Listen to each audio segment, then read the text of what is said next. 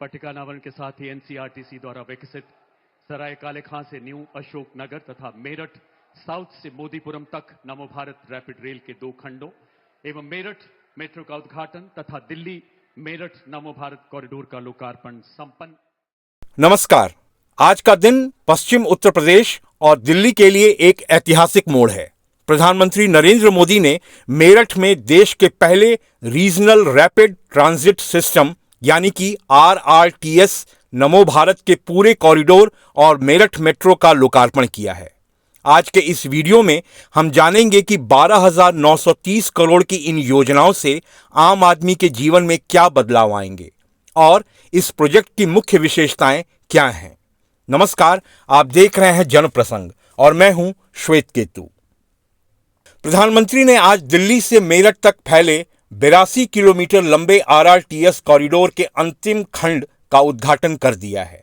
आज इसके अंतिम 2 खंडों दिल्ली में सराय काले खां से न्यू अशोक नगर और मेरठ में मेरठ साउथ से मोदीपुरम तक का उद्घाटन हुआ।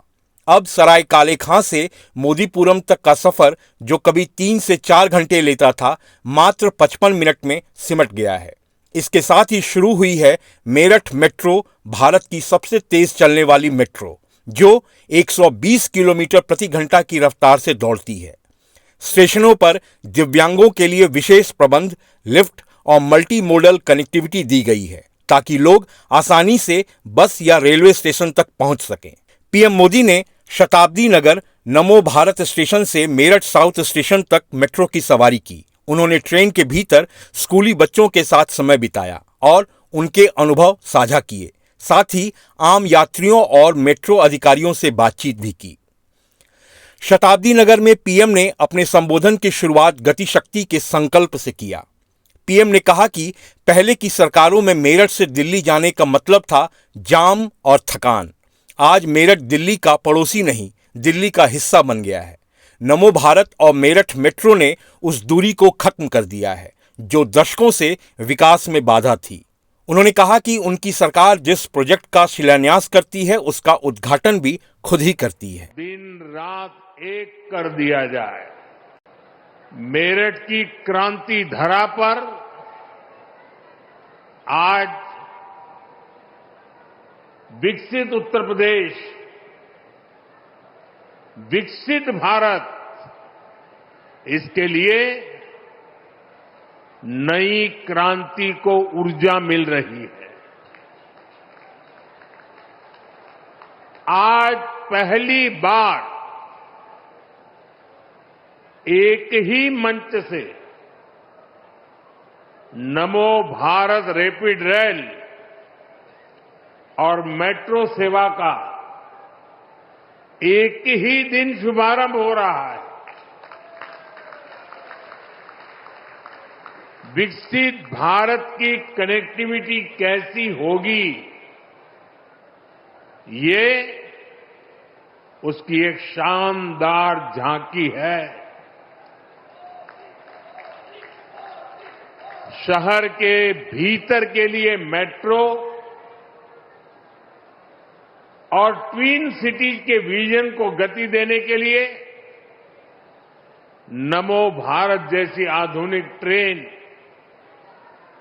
मुझे संतोष है कि ये काम उत्तर प्रदेश में हुआ है।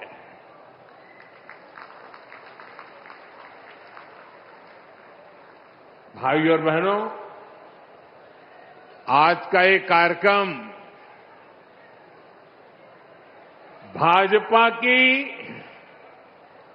डबल इंजन सरकार की कार्य संस्कृति को भी दर्शाता है और हमारी कार्य संस्कृति क्या है?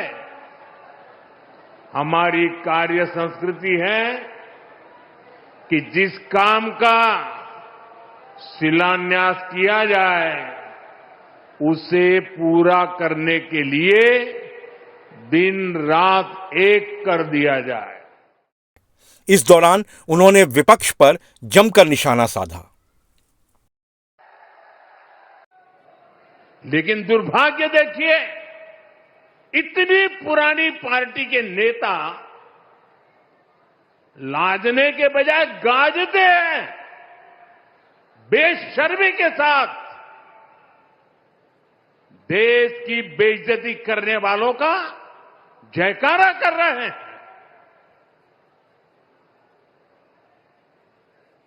और ये मामला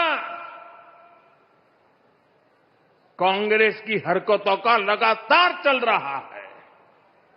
पार्लियामेंट में क्या किया? पार्लियामेंट में खुद परफॉर्म कर नहीं पा रहे तो अपने साथी दलों को भी बोलने का मौका नहीं देते, पार्लियामेंट को चलने नहीं देते। और उसका सबसे बड़ा नुकसान कांग्रेस के जो साथी दल है ना उनको हो रहा है। अब वो समझ गए हैं। ये अभी दिल्ली में उन्होंने जो ये नंगापन दिखाया, उनके सारे साथी दल चौंक गए हैं, सबने किनारा कर लिया। और मैं नम्रतापूर्वक देश के मीडिया को भी एक रिक्वेस्ट करना चाहता हूं। वैसे मैं मीडिया को हर प्रकार से झेलने के लिए ईश्वर मुझे शक्ति दे प्रार्थना करता रहता हूं, लेकिन आज मैं उनको प्रार्थना करता हूं कि कृपा करके हम जब इस प्रकार की हरकतों की आलोचना करें तो आप ये हेडलाइन मत बनाइए कि मोदी ने विपक्ष को धो डाला।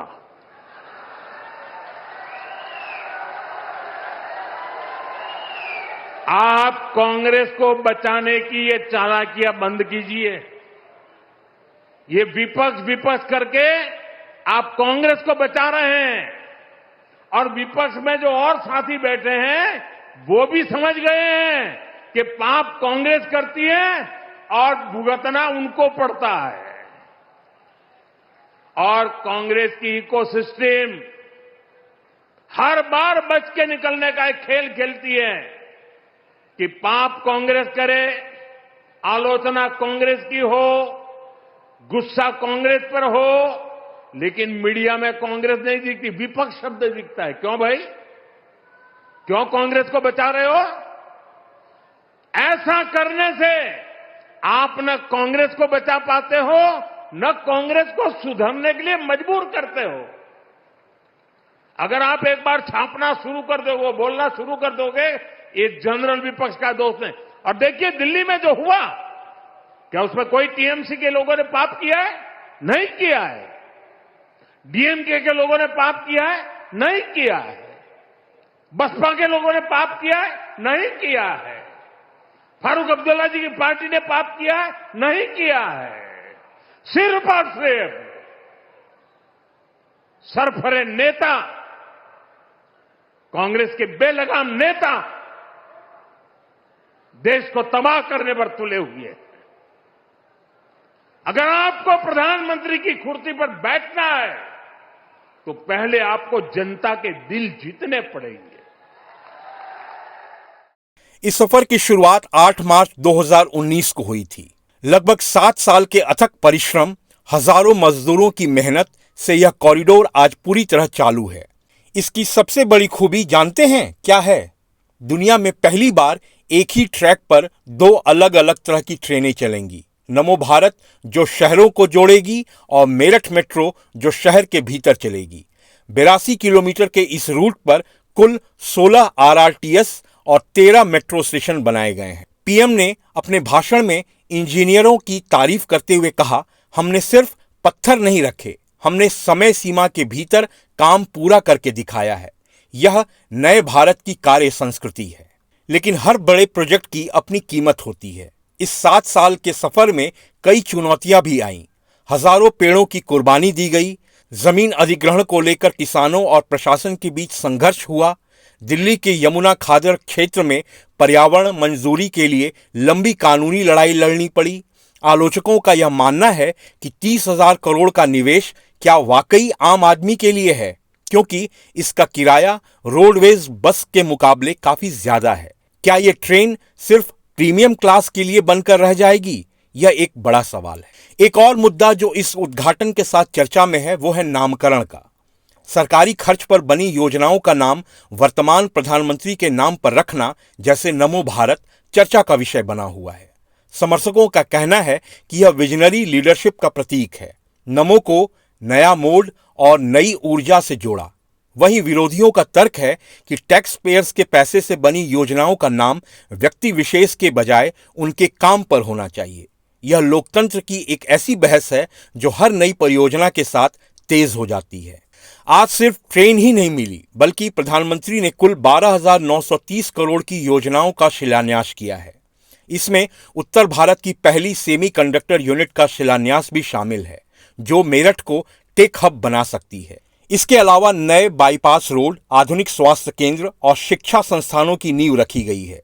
मकसद साफ है, मेरठ को केवल दिल्ली का सब अर्ब नहीं, बल्कि एक आत्मनिर्भर औद्योगिक केंद्र बनाना है। पीएम ने कहा कि अब मेरठ सिर्फ कैंची और स्पोर्ट्स गुड्स के लिए नहीं, बल्कि दुनिया के मोबाइल और कंप्यूटर के चिप्स बनाने के लिए जाना जाएगा। नमो भारत के स्टेशन सिर्फ रुकने की जगह नहीं, बल्कि नए बिजनेस हब बनेंगे। इससे स्थानीय युवाओं के लिए रोजगार के नए अवसर खुलेंगे और दिल्ली पर जनसंख्या का दबाव भी कम होगा। योगी जी के नेतृत्व में यूपी देश का बड़ा मैन्युफैक्चरिंग हब बन रहा है। कल ही मुझे यूपी की पहली सेमी कंडक्टर फैक्ट्री का शिलान्यास करने का अवसर मिला है। इस सेमी कंडक्टर फैक्ट्री के बनने से यूपी का सामर्थ्य और ज्यादा बढ़ जाएगा। इससे यहां नए निवेश, नए रोजगार के लिए अद्भुत संभावनाएं बनेगी। नमो भारत और मेरठ मेट्रो पश्चिम उत्तर प्रदेश की जीवन रेखा बनने जा रही हैं। यह प्रगति की दिशा में एक ठोस कदम है। हालांकि इसके रखरखाव और आर्थिक पक्ष पर आने वाले समय में नजर रखनी होगी। आपको यह नई सुविधा कैसी लगी? क्या आपने इसमें सफर करने की योजना बनाई है? क्या इसका किराया कम होना चाहिए या विकास की यह रफ्तार सही है? अपने विचार हमें कमेंट बॉक्स में जरूर बताएं। वीडियो अगर पसंद आया हो तो लाइक और शेयर करें। सब्सक्राइब करना न भूलें। फिर मिलेंगे।